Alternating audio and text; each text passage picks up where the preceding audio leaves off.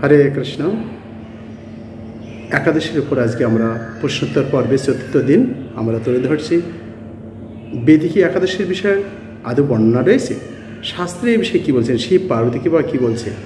মাতাজিদের অনেক সময় বিভিন্ন রকম সমস্যা হয়, তো ঋতুমতী অবস্থায় কিংবা বিভিন্ন রকম যখন তারা অসুখ হন, তারা কি একাদশী ব্রত করতে পারবে?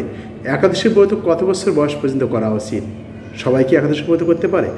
বিবিধ বিষয় আমরা এখন তুলে ধরব। একাদশী ব্রত করলে কী লাভ, এই বিষয়ে বর্ণনা রয়েছে। ব্রাহ্মণ ক্ষত্রিয় বিষাম শূদ্রানস্তৈব যোষিতাম মোক্ষদাম কুর্বতাম ভক্তা বিষ্ণু প্রিয় তরম দ্বিজাহা। হে দ্বিজগণ, শ্রী বিষ্ণুর প্রিয়তম এই ব্রত ভক্তিপূর্বক আচরণকারী ব্রাহ্মণ ক্ষত্রিয় বৈশ্য শূদ্র স্ত্রীগণের মোক্ষপ্রদ অর্থাৎ শ্রীবিষ্ণুর পাদপদ্ম লাভ হয়। বৃহন্নাদি পুরাণে হরিভক্তিবিলাস দ্বাদশ বিলাসে বর্ণনা রয়েছে। অর্থাৎ ব্রাহ্মণ হোক বা ক্ষত্রিয় বা বৈশ্য বা শূদ্র কিংবা সধবা স্ত্রী জাতি, দীক্ষিত অদীক্ষিত সকল মানুষের কর্তব্য প্রতিটি একাদশী ব্রত যত্নের সহিত পালন করা। সপ্তঋষির অন্যতম যে কম্বমুনির নির্দেশ এখানে বর্ণনা দিয়েছেন যে একাদশম উপবাসের ন কদাচিৎ অতিক্রমে, অর্থাৎ একাদশীতে উপবাস করবে, কখনো বিধি লঙ্ঘন করবে না। আচ্ছা, বেদে কোথাও কি এই উপবাসের বিষয়ে বর্ণনা রয়েছে? তো এখানে কৃষ্ণ যজুর্বেদে বলা হচ্ছে উপবাসে ক্ষুধা বৃদ্ধি পায় এবং ক্ষুধাগ্নি জীবের ক্ষতি সাধন করে। যদি ক্ষুধা অসহনীয় হয় তবে জল পান করবে, জলপানে ভোজন হয়, আবার হয় না। যজ্ঞ বজ্র সদৃশ ক্ষুধা মানুষের শত্রু। না খেয়ে উপবাস করলে যজ্ঞরূপ বজ্র তার ক্ষুধা রূপ শত্রুকে বিনাশ করে। বলা হচ্ছে তম বেদান বচনেন ব্রাহ্মণা বিবিশিদন্তি যজ্ঞেন দানেন তপসা নাশ কেনই অতিমেব বিদ্যুত্তমনি ভবর্তি। বেদ বচন যজ্ঞ দান তপস্যা অনশন উপবাস ব্রত দ্বারা ব্রহ্মবিদগণ পরমেশ্বরকে জানিতে চাহেন, ইহাকে জানিয়াই মানুষ মুনি হয়। শুক্ল যজুর্বেদের বৃহদারণ্যক উপনিষদে এই বিষয়ে বর্ণনা রয়েছে।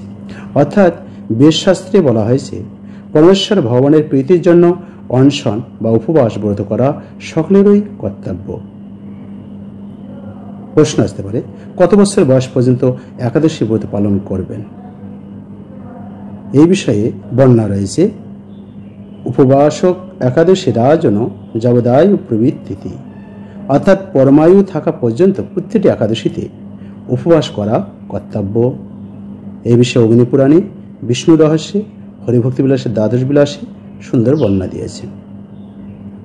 নেক্সট প্রশ্ন, বৈষ্ণব শৈব শাক্তদের কি একাদশী ব্রত করতে হবে?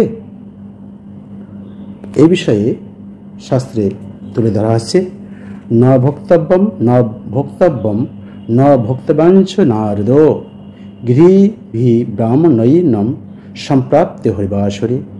গৃহী শৈবশ শাক্তর্ষ ব্রাহ্মণ জ্ঞান দুর্বল্য প্রিয়াতি কাল সূত্রঞ্চ ভূত্বা চ হরিবাসরে।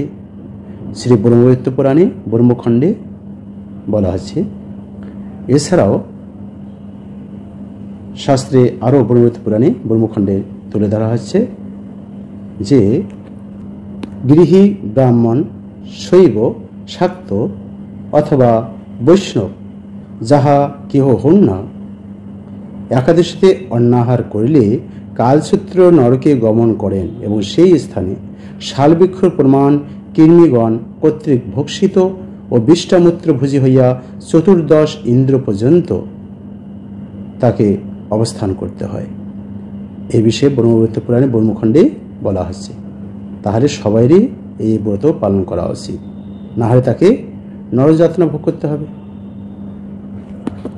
তাকে কত বৎসর এই নরযন্ত্রণা ভোগ করতে হয়?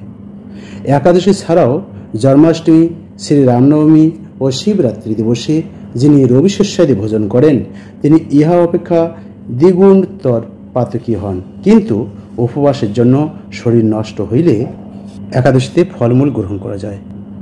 হয়তোবা প্রমাণ অনেকে বলতে পারেন যে এর প্রমাণ কি একাদশীর দিন কি ফলমূল গ্রহণ করা যেতে পারে?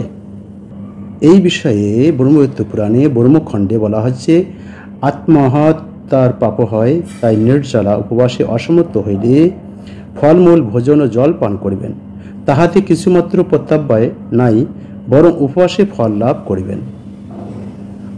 অন্যান সর্বান বর্জয়িত্বা গুধুমাদ্যম নৃপেশ্বর একাদশম প্রকুবিত ফলাহার মুদানরহ। এ নৃপবাদ, গুধুমাদি অর্থাৎ গম, আটা, ময়দা সহ অন্যান্য রবিশস্য সর্ববিধ অন্ন বর্জন করিয়া মানব একাদশীতে সানন্দে অন্তত ফলাহার করিবে। গড় সংহিতা বলা হচ্ছে। পারে একাদশী দিনে বা অন্যান্য ব্রতে ওষুধ গ্রহণ করা যায় কিনা, মেডিসিন ব্যবহার করা যাবে? এই বিষয়ে মহাভারতের বিদুষ ধৃতরাষ্ট্র সংবাদে বলছেন যে এই দিনে উদ্যোগ পর্বে বলা হচ্ছে ফল, মূল, ক্ষীর, ঘৃত, ব্রাহ্মণ কামনা, গুরুর বচন ও ঔষধ, এই 8টি ব্রত নাশক নহে। অর্থাৎ 8টা ফল, মূল, ক্ষীর, ঘৃত, ব্রাহ্মণ বাক্য বা গুরুর বচন বা ওষুধ সেবন এতে কোনো দোষের নয়। মায়েদের অসুস্থ খেলে কি একাদশী ব্রত করা যাবে? অনেকেই প্রশ্ন করতে পারেন।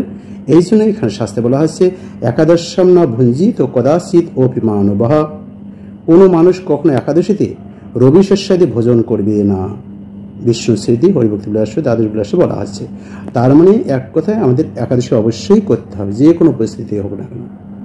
আচ্ছা, একাদশী ব্রত পালনে বিশেষ শিব যে তিনি কি বলছেন আসুন আমরা এখন শুনে নেব। শিবজি বলছেন, হে মহাদেবী, যাহারা শ্রী হরিবাসরে অন্নাদি রবিশস্য ভোজন করে যমদূতগণ তাহাদের মুখে তপ্ত লোহাস্ত্র ক্ষেপণ করে। স্কন্দ পুরাণে উমা মহেশ্বর সংবাদে বলা হয়েছে। তাই সকলেরই অবশ্যই প্রত্যেকটি একাদশী ব্রত নিষ্ঠা সহকারে পালন করবেন এবং আপনার এই আত্মীয় স্বজন বন্ধু বান্ধব সকলকে অনুপ্রাণিত করুন। ধন্যবাদ আপনাদের সবাইকে। আপনারা একাদশী ব্রত নিষ্ঠার সহিত পালন করুন, অন্যদের শেয়ার করে অন্যদেরকে উৎসাহিত করুন, যাতে এই মাধব তিথি সবাই পালন করে নিজে যেমনকে সার্থক করতে পারে এবং নরক থেকে তারা ভগবত ধামে যাওয়ার মার্গ প্রশস্ত করতে পারে। কোনো কিছু প্রশ্ন মন্তব্য জানাবেন।